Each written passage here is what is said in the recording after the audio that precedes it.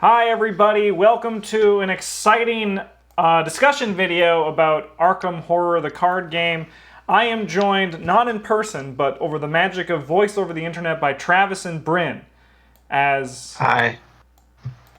I am here too. we're all here. And today we're going to be discussing the new product that they announced, which is the Investigator Starting Decks. To be honest, I never read the article, I just looked at the pictures. But I imagine it's like, it comes with a bunch of cards, and there's 5 decks. I have a picture of them here. There's 5 of them. You see them right in front of me. Or right below. First point, I really like the colors that they use for this packaging. It's very rich colors. Yeah. Very vibrant. It is sweet. I also do like that we have 2 old characters of Harvey and the Fight Kick. Yeah, the Fight Kick. Yeah, Jacqueline Fine, the Fight Kick. And then 3 new characters. Because they probably understand that a big feature of this game is the old school fans who want the old school characters, and they're going to not, get them all out on the first go and introduce new characters in a way like this is good, I think. I think part of that's also they have so many characters that, it's hard to come up with new archetypes for them. Yeah. And if they do, they don't want to just dump them all into one product. Yeah, definitely. So we're going to start with the first guy, who is Nathaniel Cho. He is the Boxer, and his is a reaction ability. When you deal damage to an enemy by an event or fight ability on an event, deal 1 additional damage limit once per phase. His star effect is +1 if this skill test is successful during an attack. Return an event from your discard pile to your hand. He has 9 meat damage and 6 brain damage, so he's a little bit more than our good friend Roland. He has 3 brain, 2 book, 5 punch, and 2 fist. It's worth noting for all of these characters, their deck building is all level 0 to 5 for their color and 0 to 5 neutral and nothing else. Yeah, they are all monocolored. Which is cool. It's cool. Yeah, it's nice and simple. Good for new players, I guess. I think it also allowed them to push for example, the health a bit higher, because not being able to touch into another color, even though this guy is obviously very focused in the Guardian fight events, right? Now it makes it so that this is what you do, and you don't need to worry about anything else. Yeah, that sort of thing. Using limited deck building as kind of a restriction to make the rest of the card stronger is something that makes me a little bit wary of power level for the future of these guys, because as the card pool gets bigger, inevitably a lot of the deficits and weaknesses of the various colors are going to get covered by other cards. Yeah, I agree with that. And then even as we were talking before recording, we'll get to some of their abilities in themselves seem very strong. Yeah, and 1 additional damage is really, really good. Yeah. One additional damage is good, but it does mean that you're not using a proper weapon, right? So it just makes your events like your weapons. Yeah, kind of. That's fair. That is fair. I'm going to go to the next slide. You can also still just use weapons. Yeah, use weapons, and then also use your fist weapons, which is his events. Yeah. All right, so there's 3 cards that they showed that related to him on this slide. This is on the official page. We're going to be talking through all the cards as well as what was released in the live stream as well. But the first one is Counterpunch. This is a 0-cost event that commits for a fist and a foot. It's a spirit and a tactic. It's fast. Play when after an enemy attacks you, even if that attack was canceled. Fight. This attack targets the attacking enemy. It's literally what it says. It's a counterpunch. It's incredible. That man's the guy who's getting punched in the art. He's gotten punched so hard that his lips turned blue. Holy snap! That's pretty hard. Incredible. Yeah, this event is basically just like a 1-shot survival knife. Yeah, yep. It is. Yeah. It doesn't take up a hand slot, right? You trade a card for that instead. And to the surprise of no one, it seems really good with Nathaniel Cho, right? Yeah. It's also a tactic. It is a So Mark Harrigan, we can get fucking punching Mark Harrigan. Every video. From here on out. It's all Travis is going to be doing. Next up is the Boxing Gloves. This is a 3-cost asset that takes up both hands, which actually I'm just noticing now, but I love that. That makes sense. You get +1 fist while fighting. As a reaction, after you defeat an enemy, exhaust Boxing Gloves, search the top 6 cards of your deck for a spirit event and add it to your hand, and then shuffle your deck. Yeah. Yeah. Given the limited limited perspective we have on these characters at the moment, it seems to me he's going to be like a whole lot better when you have boxing gloves in play than at literally any other time. You get some really powerful spirits, actually, with that. You get things like, I've had worse, let me handle this. Heroic Rescue is also not just a damage-dealing event, but also a spirit. Same with Mano a Mano. Second Wind's pretty strong. Stand Together is good. A lot of those are experienced, but... I think the design of Nathaniel is really cool because he is... Because most Guardians are very asset-based, right? With their allies or their weapons. But he seems to be like... play from his hand events. It seems really cool, and I'm excited to see what we can do with him when we can play with him. He's probably the one I'm like third most excited to play, I think. Yeah, I'd say that for me as well. I think he's gonna be really fun. Yeah, to the surprise of no one, Travis's favorite is the yellow one, but we'll get there. Yeah. Next up is Lesson Learned. This is a 1-cost, 2-experience event that commits for a brain and 2 books. It's an insight and a spirit. Fast. Play after you take damage from an enemy attack. Discover 2 clues at your location. He punches the enemy hits you so hard you fall into a Cthulhu idol and say, "This seems important." I mean, this is actually like a really good card. Yeah, the card seems incredible. It's just you get hit and then you're like, okay, I'll just take 2 actions and they're test list actions right now. Thank you. Yeah, plus you can pitch it for double book if you need to. It's like blue drawn to the flame. It is. It's blue drawn to flame. Exactly that. Wow. Yeah, it seems pretty stellar. Yeah, it's also an insight. So if you're Joe Diamond and you're getting beat up by enemies, you can. You at the start of the turn you reveal it off your hunch deck, and then you're like, okay, no one kill this enemy. He has to punch me. Let him punch me first, and then we can kill him. Yeah. And this is also a spirit. Bryn, can Calvin play this? Yeah, Calvin gets to play spirits. Sick. Nice. It seems pretty good to him too, because you're just like a punching bag. Is what you do. Yeah, like you kind of want to take damage already, so. Yeah. Cool.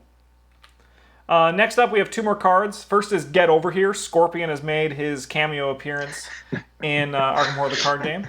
This is a 2-cost, 2-experience event that commits for 2 brains and a fist. It's a spirit and a tactic, so Mark Harrigan, get ready. Fast, play during any lightning bolt window, engage and fight. Choose a non-elite enemy up to 2 locations away. Move that enemy to your location, engage it, and attack it. This card is actually insane. So insane. How many actions off other people? How many actions does elusive give you? Because this is similar. Yeah, this is looking pretty similar. It's like it's just like it's reverse elusive instead of running away. Yeah. Yeah, that's and it gives you 2 brain tests for some of the 2 brain symbols if you need those. Like that's actually a very relevant symbol to give. It is, yeah. Yeah, and especially because this card seems awesome. And you also get to say, "Get over here," and like harpoon them over to you. Yeah, or even then, that card's a winner just on that note alone. I think this is gonna end up being one of my favorite blue experience cards, like in the future. Yeah. It's like it really plays into the Guardian fantasy of like protecting your teammates and stuff. You're like, no problem, I'll just fight him right now, and you can even keep playing your turn. Yeah, so like it's one of those things that like. When Travis is the yellow character and he says Bryn's name calling out for help, and Bryn's 2 away, Bryn's like, "Hey, don't worry, Travis. I'm just going to suck this guy to me and uppercut him to the moon." It's incredible. The next one we have is Clean Them Out. This is a 0-cost event. It's a spirit and a tactic. It commits for a brain and a fist. Fight. When this action begins, gain 2 resources. This card is actually just a card from Netrunner, I'm pretty sure. Yeah, kind of. Yeah, like run if successful, gain money. Yep. I think this card's pretty solid. It's not like you're not gonna be playing in every blue deck. You're basically trading like a card for 2 resources. Yeah, I think in most blue decks this is better than emergency cash because if you top deck it in the mid game, it doesn't matter if there's guys engaged with you. You can just play it. Yeah, I agree. I feel like with blue now, emergency cash is kind of out. Like, the 1 extra resource is noticeable, but, like, this just has you fight, and this is what you're doing anyway, and you gain resources. It depends a little bit on your build, right? Like some build, like blue in general is very resource hungry. So Yeah, I agree. Yeah, like you might. Sorry, you go, Bryn. Oh, I was just gonna say you might even want to play like both of them to have more resource generation, depending on like how expensive the assets you're playing are. That's fair. I don't think the card's bad. I just think it's depending on the build of the deck that you're putting it into. I just think it's a little more niche than it looks on first glance. Yeah, I agree with that. Yeah, like it doesn't deal any extra damage, but you can't use your weapons. Yeah, like if if I could play Emergency Cash and have it deal 1 damage to an enemy that was engaged with me or at my location, I think I'd be pretty happy with that. I think this card will especially be good in like if you're in a like an encounter with the cultists and you can just like easily you punching them and they drop coins when you kill them, right? Yeah. Next up, we got Harvey Walters, the Professor. He is the Seeker character. He is 4 brain, 5 book, 1 fist because he's an old man. 2 foot. He has 7 health and 8 brain. He's a fucking tank. And then after an investigator at your location draws 1 or more cards from their deck during the investigation phase, that investigator draws 1 card. Limit once per round. And his star effect is +1 and draw 1 card. His star effect is just a bad body of a Yithian. It's true, yeah. It is.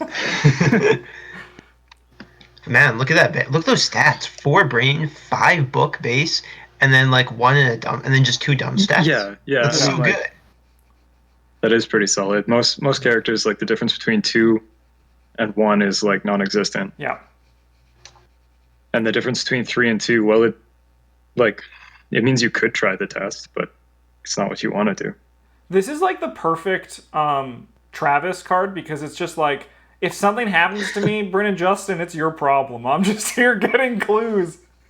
I'll get the clues, and then if you guys complain about me not contributing, I'll be like, I'm trying to win the game. What are you doing? His ability is... when I saw this, like as Bryn was saying earlier, I was just like, Travis loves drawing cards. Travis is probably going to love this. Yeah. Is he probably the one you're most excited about? Yeah, I think so. It's pretty close between Harvey and Jacqueline. Yeah, Jacqueline seems fun. So, how does is it the Dream Enhancing Serum, the one that makes it so that duplicates of cards in your hand don't count? They still count as cards in your hand, right? Just not for checking your hand size. Correct. So you could run that and like dual. Well, you can't dual wield them; they're unique. I should read the cards first. But the Seleno Fragment seems insane. Yeah, well, let's get to that next one. Yeah. All right, so Vault of Knowledge is... oh, sorry, Justin, we can actually talk about some of the cards in that previous one. I think that we can make out like what they do on that previous slide. Well, I mean, like the disc is like a level 0 version. Yeah, and it deals 2 damage to the enemy instead of just discarding it. Which is very simple. It says that right there. Laboratory Assistant is exactly Laboratory Assistant. Yeah, Vault of Knowledge is like your hand size is increased by 2, and after you successfully investigate... Vault of Knowledge is also on the next slide. It is, yes, yeah. Yeah. Oh, okay, well, cool. That's really easy then. Yeah, Vault of Knowledge. So this is a 3-cost asset. Has a brain, a foot, and a wild symbol for committing. It's a talent. It's for Harvey Walters only, and his maximum hand size is increased by 2.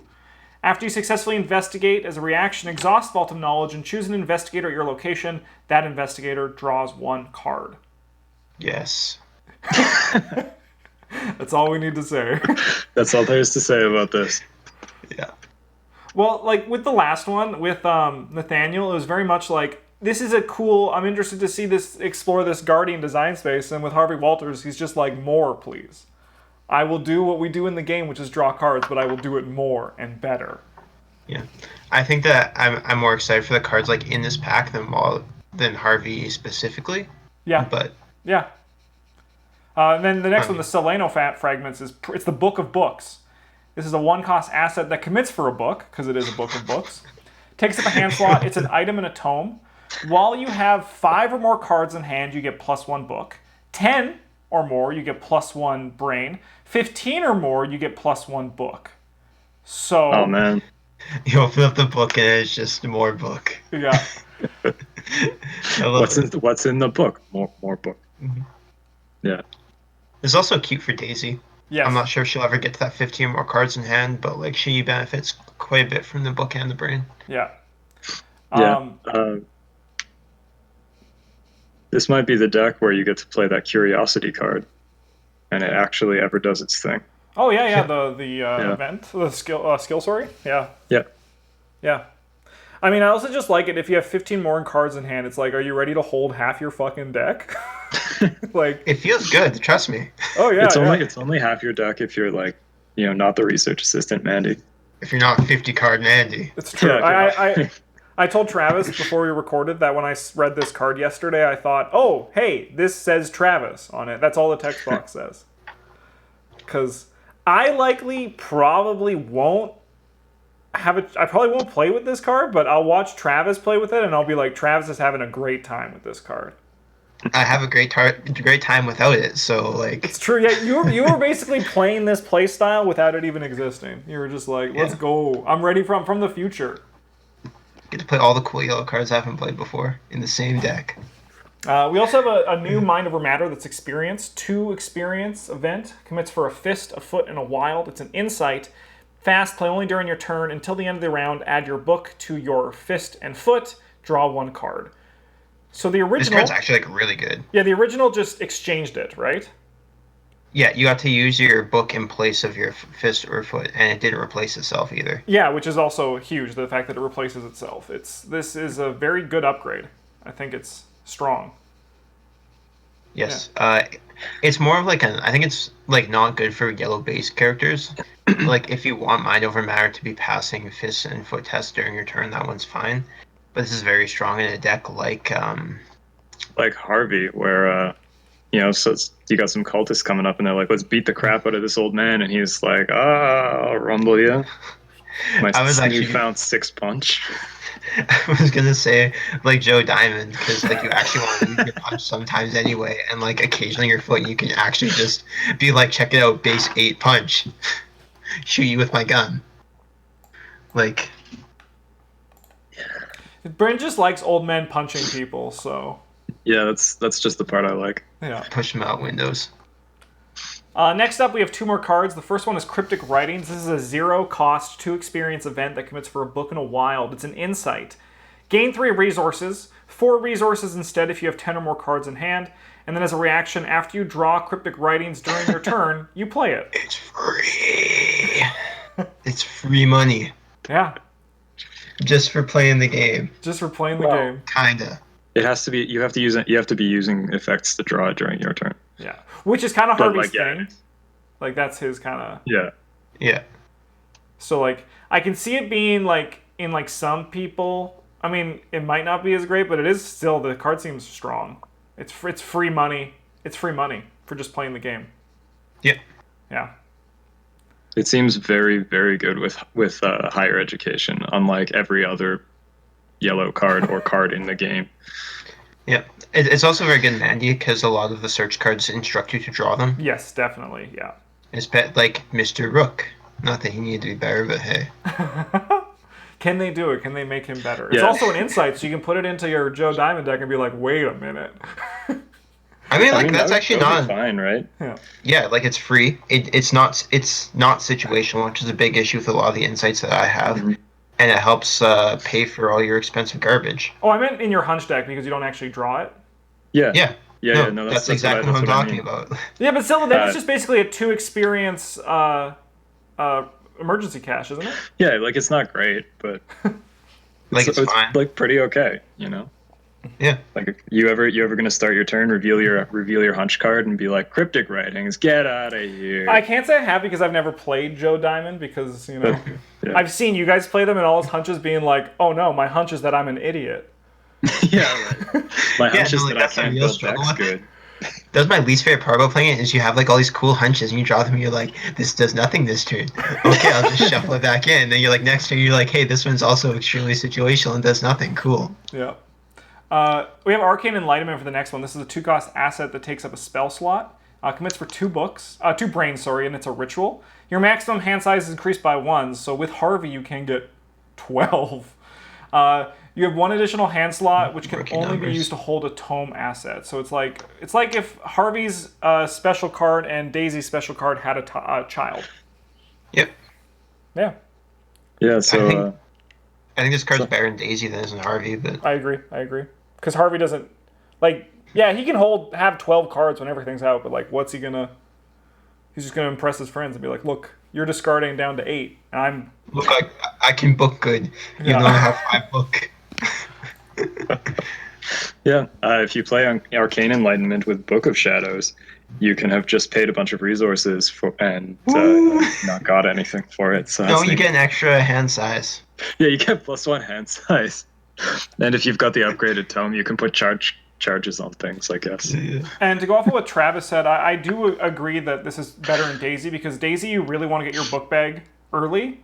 And sometimes you're like, I'm now holding these books I can't play. But if you have 2 more book bags, I have air quotes, you guys can't see. If we were in the room, you could. It makes it a bit more consistent to get there. Which is good. Consistency makes your deck better. That's how consistency works. Yeah. This card also passes the generic skill test in that it's a guts. It is a guts. Yeah. Yeah. Like, actually, worst case is it's just guts. Yep. All right. Next we have Winnifred Habbamock, the pilot. Oh, sorry, the Aviatrix, thank you. Okay, sure. All right. One brain. She's definitely not Amelia Earhart. No, she's not. No. Definitely You're gonna not. You're gonna buy it, and then 3 months later, the card goes missing from your collection. So she has 1 brain, 3 book, 3 punch, and 5 feet. As a lightning bolt, if 2 different non-weakness cards you control are committed to this skill test, draw 1 card. Limit once per test. And then her star effect is +1. After this test ends, for every 2 points you succeeded by, return a card you committed to this test to your hand. And she has 8 meat and 7 brain health. Drawing cards for free is never broken. No. No. That's all I got for you guys. Yeah, it's... They have to be different. They have to not be weaknesses. Yeah. Yeah. It specifies that because her personal weakness is a skill. But it's and it's just cards as well. It's not just skills. So it's just There's a couple of neat things about her cards here that we're gonna see in the next slide, and then like one of them is like 2 slides later, but it's also on this one. Anything you can do better. This is the first time I think it's relevant for these cards, but for these characters, all of their signature cards are, instead of being neutral, they are the color or the class that they are.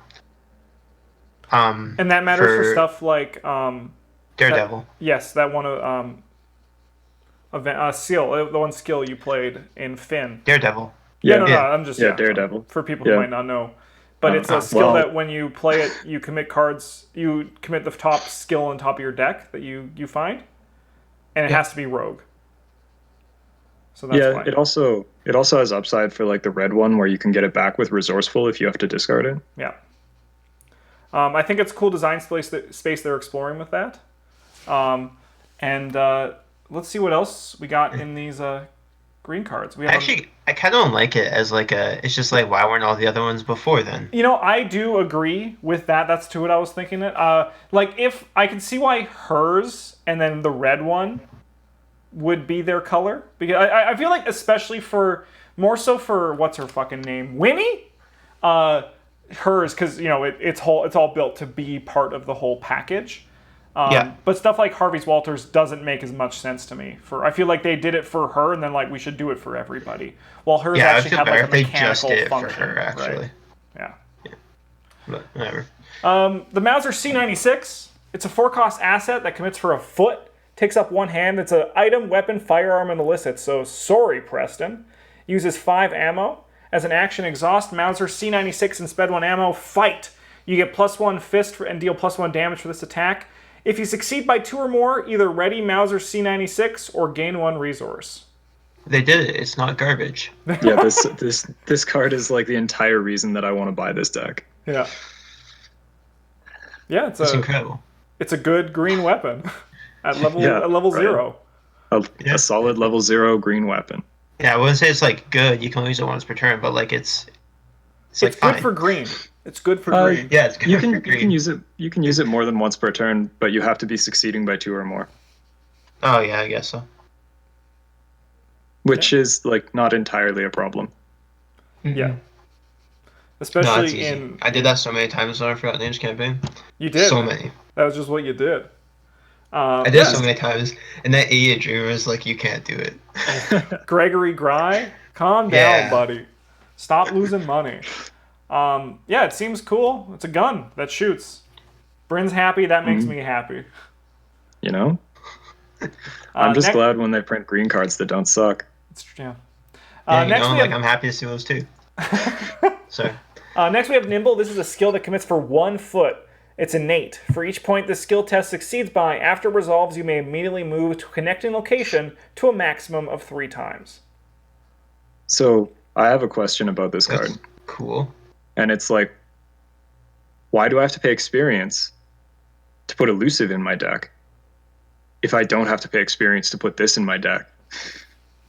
Because you have to actually pass the test, and it's not just like, ooh, I'm on the other side of the map now. Yeah, but it's like it's a green test. It's a foot test.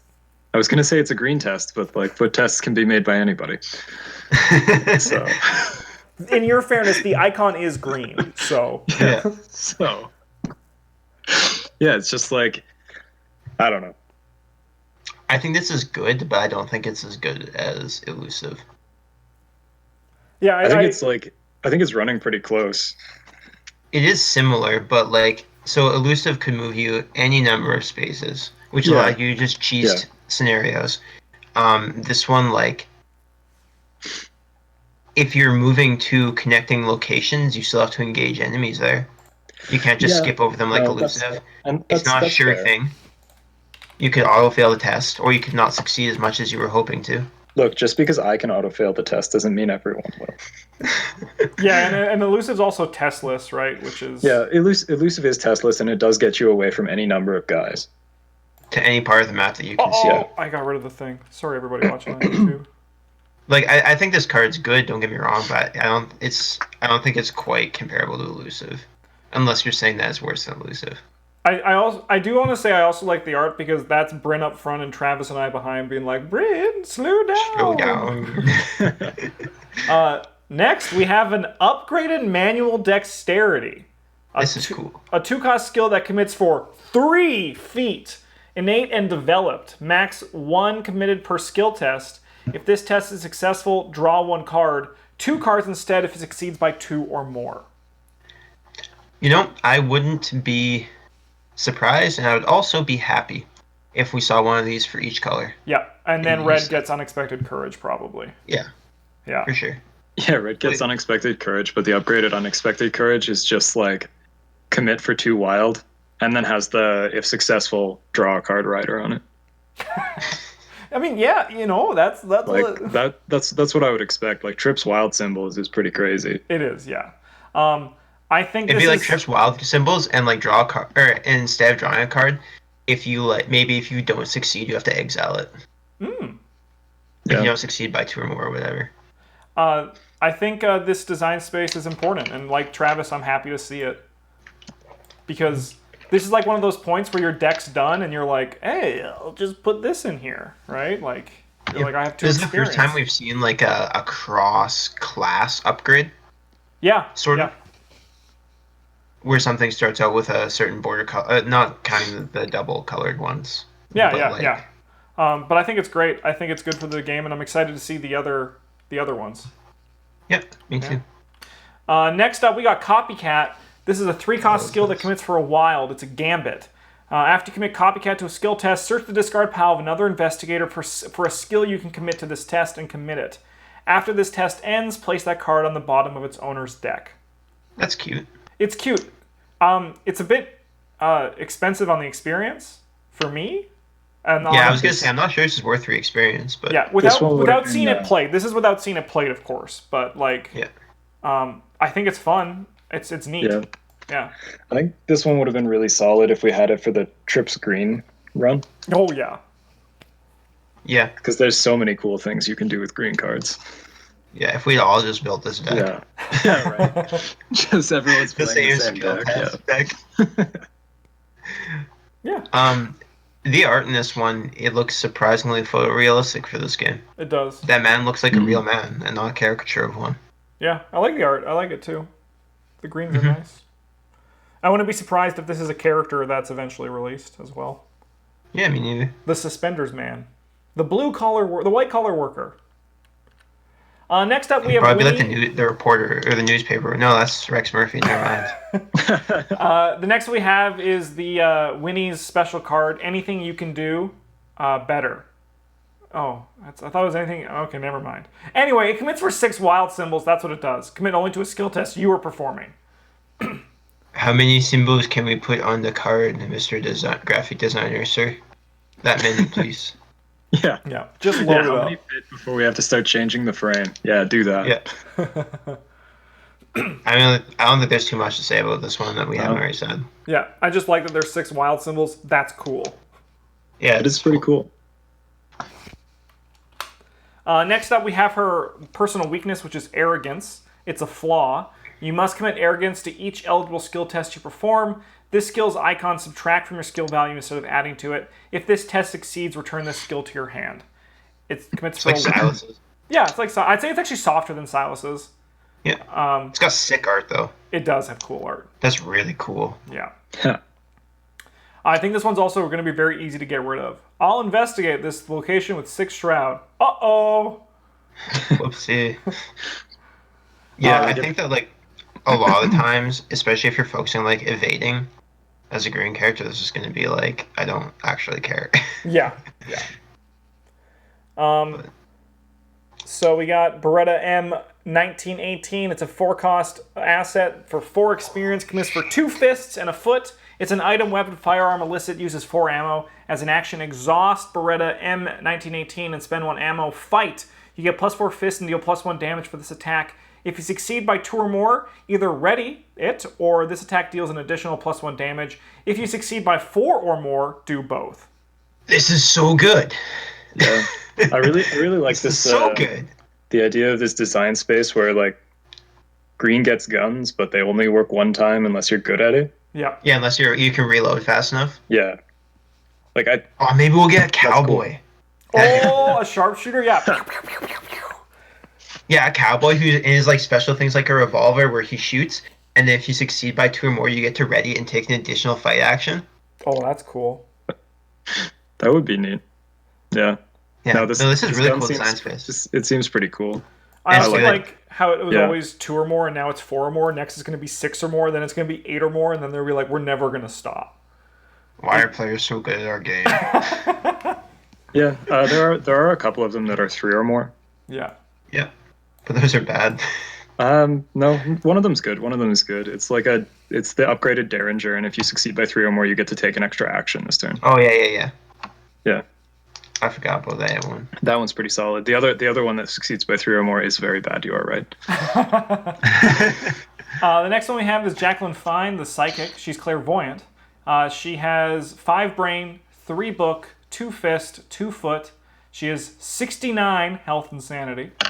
As a reaction, when an investigator at your location would reveal any number of chaos tokens, reveal 2 additional tokens. Of the real tokens, choose and cancel 2 non-red chit or 1 red chit token, limit once per round. Her star effect is +1. If this effect is canceled or ignored, draw 1 card.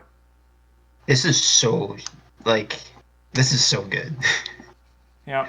She's got 5 brain, and she's got a very strong ability.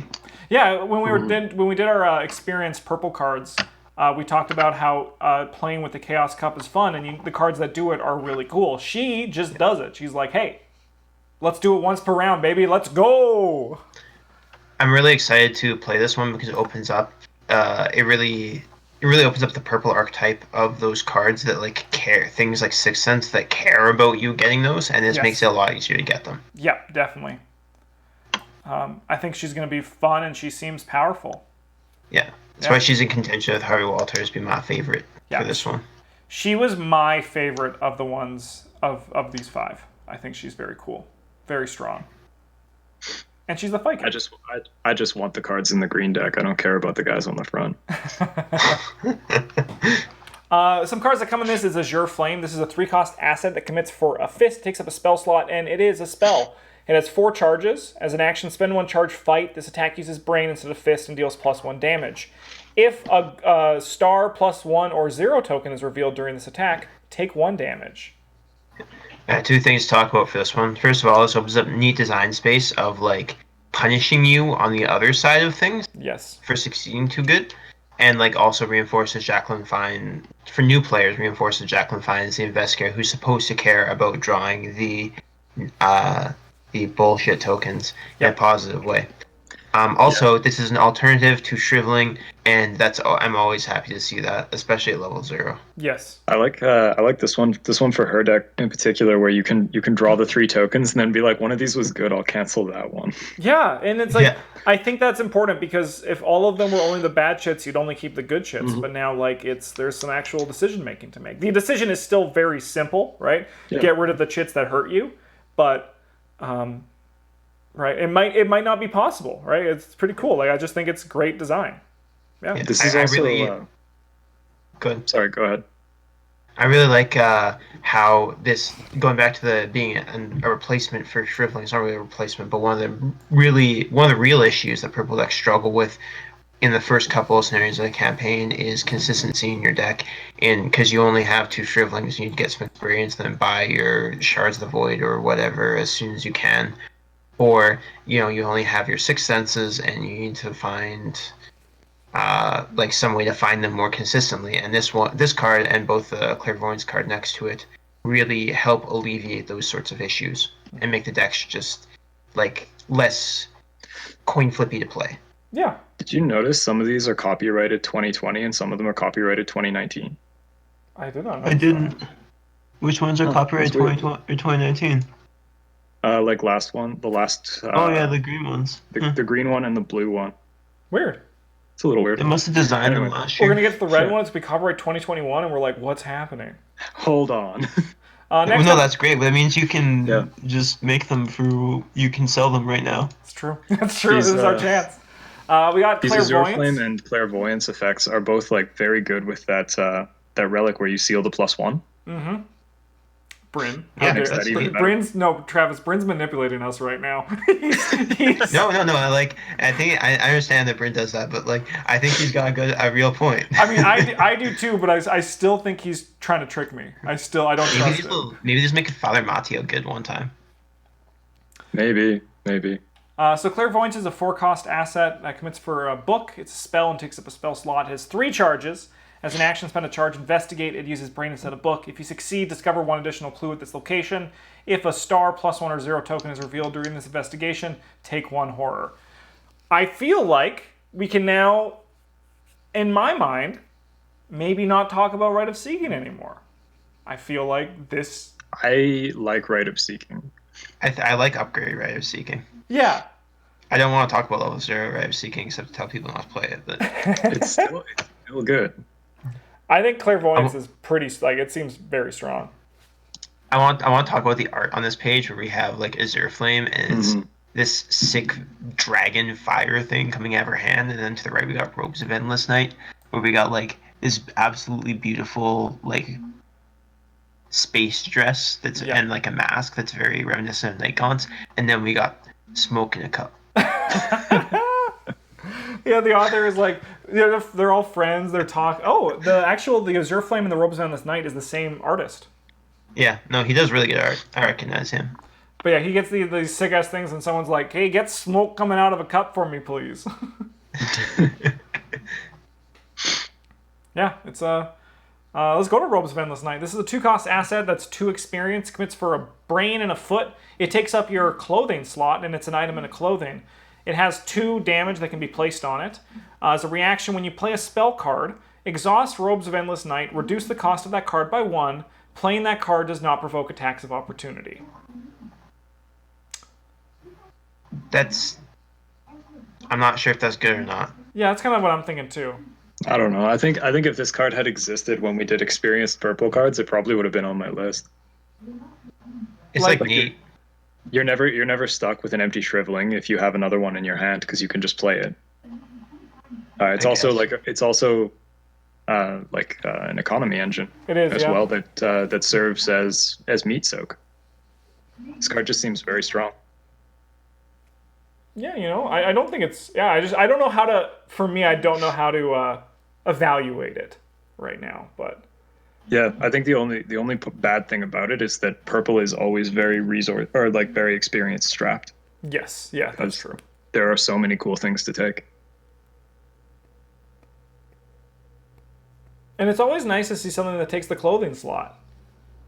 Mm-hmm. More shirts. Yeah. We want more shirts.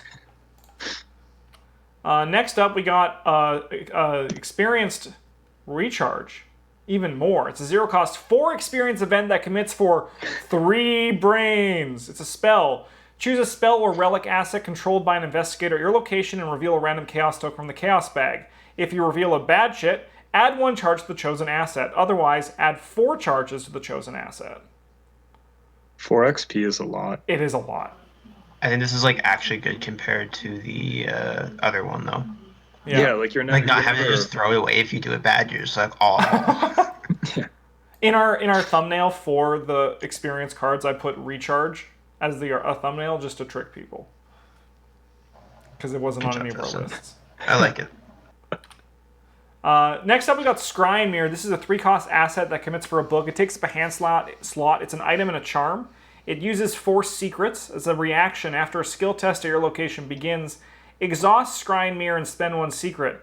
Perform the reveal chaos token step of the test now before committing cards instead of after committing cards.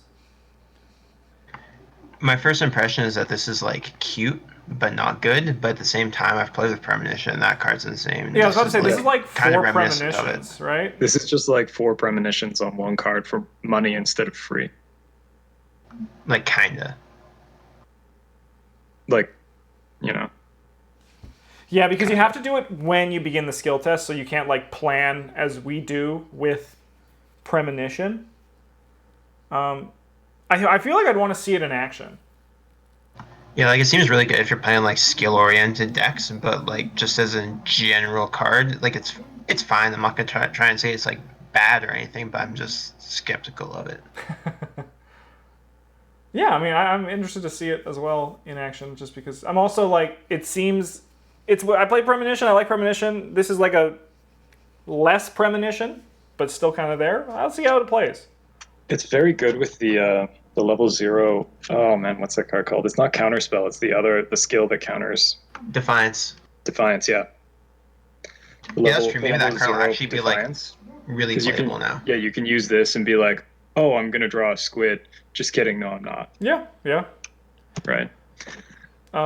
Next up is Crystal Pendulum. This is a 2-cost asset that commits for a brain. You get +1 brain. It's an item charm. Takes the necklace slot. As a reaction, after a skill test, your location begins. Exhaust it. Name a number. If this test succeeds by that number or fails by that number, draw 1 card. I can't wait to see Travis succeed with this card 5 times in a row. Anything to draw cards. Fuck. Yeah, this does seem like something that when Travis uses is going to be great. Yeah, I'm never going to put this in a deck. This card is, it's just an alternative to Holy Rosary, which is already very good. And I think that personally, I'd probably prefer the Brain Soak from the Holy Rosary to this. But, it's neat. It's so funny. It's you're predicting the future, and you're gonna feel like a pro when you do it. That's all there is to it, I think. It's really tough that you have to exhaust it when the skill test your location begins. You can't just be it's not. You name a number when a skill test your location begins, and if you're correct, you exhaust it, you draw a card. Yeah. I think that does kind of lower the. Because then you only get 1 prediction a turn. And predicting the future is hard, folks. Next up, we got Ineffable Truth. This is a 3-cost, 3 experience asset that takes up a spell slot. It is a spell. Commits for a brain and a foot. Uses 3 charges as an action. Spend 1 charge. Evade. This evasion attempt uses brain instead of foot. You get +2 for this brain for this evasion attempt. If you succeed, deal 1 damage to the evaded enemy. If a star +1 or 0 token is revealed during the evasion attempt, lose 1 resource. I think this card's like a solid alternative to Miss Aurelia. I'm not sure whether the like movement for Miss is stronger than dealing damage to it, but it's possible. I feel like I it's think it's You go, Bryn. sorry. I think it depends what your team composition looks like. Yeah, I was gonna say the same thing. Like how important is plinking an enemy for damage on your way through versus just like getting to leave. Yeah, I really noticed the value of like just dinging enemies randomly because I was writing up the a deck review for Rita using only the Circle and Done cards, and I realized that like if you're not using her specifically to evade, they're just using that to ding enemies as like a way to get over that extra damage hump that they have on a lot of things is actually quite strong. Yeah, yeah. You know, it's one of those things I don't know. I don't know about this card. I feel like it would be something that's yeah. It's just what do you want to do? What's your goal as a character? That'll really help you decide if you want to take this or mists, right? Yeah. The art's pretty Yeah, sweet. one thing that this apparent that as far as we know so far doesn't have going for it is that Mist is very easy to upgrade with Arcane Research I think it is, whereas like this, as far as we know, you can't. Yeah. Yeah. Well, let's go to Stella Clark. She's red. She is the letter carrier. She is chosen and a civic. She has 3 brain, 2 book, 3 fist, 4 foot, 8 health, 8 sanity. After you fail a skill test as a reaction, you may take an additional action during your turn this round. Limit once per round. Star effect is +1. You may instead choose to automatically fail this skill test to heal 1 damage and 1 horror. Free actions are never broken. Yeah. Yeah, I mean, like, at least you can only do it once per round. And it's like, you know. Yeah, no, like I actually think this is like pretty fair. I like her stat line. Yeah. It's pretty solid. Yeah, a few things. It's not like great, but you know. But it's easy to boost, right? Like, as you get a boost, and then you're like competent in like the majority of the skills, right? Yeah, if you have a dark horse in play, life is starting to look pretty good. Yeah. Also, 8 brain is really chonky. Yeah, she's crazy. It's like she has 16 power, and she's just like, I'm unkillable.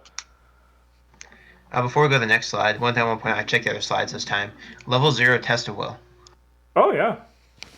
It looks like when Investigator your location draws a non-weakness treachery card, you have to make a test, and if you succeed, cancel that card's effect. That seems like that is gonna have to. It's probably a brain test, probably like brain 3 or 4. Yeah. That being said, like you have to. That seems very good. Yeah, it does. Yes. Yeah. You know. Especially for Investigator like Agnes. Yeah, because she can take it and easily run that. Yeah, definitely. Yeah, that 5 brain just. Yeah, just sitting there. And then it's like 4. Yeah, I have 4 cards starting in my deck that stops the treachery deck. Try me, game. Try me. Let's see what the next slide is. Why don't we? Grimm's Fairy Tales. This is a 2-cost asset that commits for a brain. It's an item in a tome. It takes up a hand slot. Uses 4 secrets as a reaction. After Investigator at your location fails a skill test by 2 or more, exhaust Grimm's Fairy Tales and spend 1 secret. Heal 1 horror from that Investigator. Ironic that Wendy is in the art of this, as she never fails skill tests. Yeah, but sometimes she's abandoned and alone. Yeah, it's just brain. I mean, like, yeah.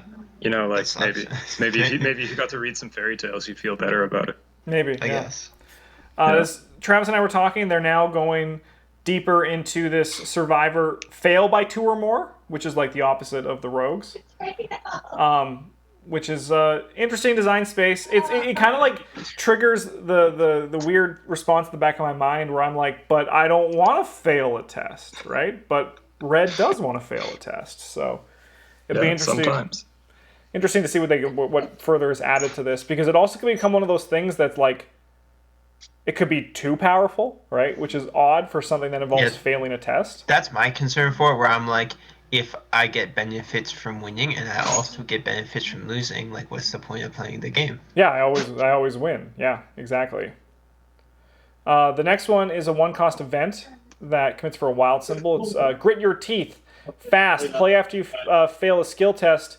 You get +1 to each of your skills for the remainder of the round. I think this isn't great. Yeah, it's like it's okay if you have the jellyfish egg. Yeah, like it's not bad card. It's not actively bad, but I don't think it's great. Yeah. Yeah, you kind of have to. I guess like if you fail a skill test during the mythos or the encounter phase or whatever they call that one in this game. Yeah. That's it. You Actually, can just probably be like, I'm +1 this turn. In my Preston deck, it would have been pretty good, right? Yeah, like this is the sort of card where I'm like, if I was playing with like a new player who had a limited collection, I would never make fun of them for playing it. But if I was playing with one of you guys, I'd be like, come on. Yeah, like, unless it was like you can do better than this. Unless your build was like green, take a billion actions. I agree, Travis. I agree. Because there's not many red people that, at least on the Survivor class, that want this. It like might be okay in Silas because you can just like dumpster a brain test from a treachery card and then like have 5 fight, I guess. But, yeah, I just think there's better things that Silas can do in the one time I played. No, I agree. But yeah, I'm with you, Travis. I think you're right. It's very niche. And next up, Red Gun. This is a 2 experience, 2 cost, 18 Derringer. It's an asset, commits for a fist and a foot. On the next slide, I think, or the slide after, we get the level 0 version. Uses 3 ammo as an action. Spend 1 ammo, fight. You get +2 fist and deal +1 damage for this attack. If you fail, place 1 ammo on 18 Derringer, and the next time you trigger this ability this round, you get an additional +1 for that attack. I don't get the flavor behind how you get the ammo back. Are you stupid and failed to load it properly? And you're just like, oh, there's no bullet in it. Yeah. My bad. You know what? I'm going to say that is the flavor. I'm going to say you go to Travis, shoot the guy and you're 100%. like, ah, shit. That's better than any joke I could come up with. Because I was thinking you go back in time, but you nailed it. So now that is the flavor of this. Finn can play this card. Yeah. Yeah. Fighting at 5 is pretty okay. I guess. It does cost... Oh, yeah, it's illicit, right? Yeah, because it's illicit. Yeah. Huh. I want to see what the level 0 is. I don't remember, so we're going to go to the next slide. Oh, the next The slide level 0 seems pretty bad. is an asset, a 4 experience survivor asset. We've done it, folks. They have broken the threshold. This is a permanent condition. During or before your first action on each of your turns, each skill test you perform gets +1 difficulty. During or after your third action of each of your turns, each skill test you perform gets -1 difficulty. My god, this card is like immediately soared into like my top 5 arts for this game. That is so Oh yeah, the art's incredible. I think this card is not easy to grasp when you read it the first time, but I think it could be has potential to offer some exciting builds. So, if you're playing Wendy, you can play this card, and you can play Leo DeLuca, and you can play the skill that's like if you succeed by 1 or more, or 2 or more, take an extra action. Mm-hmm. So you could take several actions during your turn that are at -1 difficulty. Yes. One thing I think that's a little bit awkward about this is like you get the +1 difficulty only for your first action, and then you can't use your other actions to set up like a look what I found or a oops or whatever that you're trying to potentially fail by a little bit. That being said, I think this card is really cool, and I would love to try and build around it at some point. Same. For me, all the cards that were spoiled, this is the one that excited me the most because it's just so strange, and I think it'll be fun to explore. Mm-hmm. And with Travis, I agree, the art is incredible. Yeah, like it's so good. For people who are watching this who may not know, there was official clarification that this does not affect the Mythos phase, which makes sense because the Mythos phase is not on your turn. It's not your turn. Yeah. So if you're wondering that, it does not affect during the Mythos phase. So you don't have +1 difficulty during that phase. I can definitely see why people would be confused about that because it says before your first action of each of your turns, and Yes. that's before the first action of your turn. So Yeah, I can see why too, and it's good that the clarification came very quick. But You're good. Your Mythos phase is not harder if you play this card. Now, if only they can tell us about Luke that's been released for 6 months.